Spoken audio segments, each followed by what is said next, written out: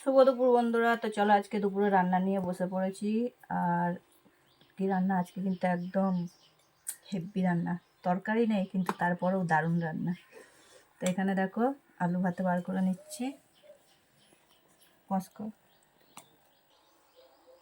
তো এখানে আছে ডিম ভাজা, এটা আমার বেশি করে পেঁয়াজ দিয়ে, এটা মেয়ের অল্প পেঁয়াজের।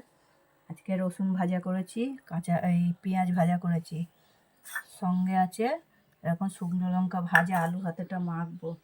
আর আছে রসুনের আচার, যেটা আমি মেলা থেকে নিয়ে এসেছিলাম। আজকে ভাবলাম যে লাল লাল করে আলু ভাতেটা মাখবো। আর আছে ঘি, আর মেয়ে খাবে ঘি, তাই জন্য সঙ্গে ঘি। আলু ভাতেটা মেখে নিই, তারপর তোমাদের সাথে দেখাচ্ছি। তুই পেঁয়াজ নিবি না তো? তো বন্ধুগণ, এরকম যদি আলু মাখা হয়, আমার দিকে দেখা, এরকম যদি লাল লাল করে আলু মাখা হয়, কার না ভালো লাগে বলো তো? সেই লেভেলে মাখা হয়েছে আলু ভাতেটা। ও, আর নতুন আলু তো, আর পেঁয়াজ লঙ্কা ভেজে তো আলু ভাতে তার তুলনাই হয় না।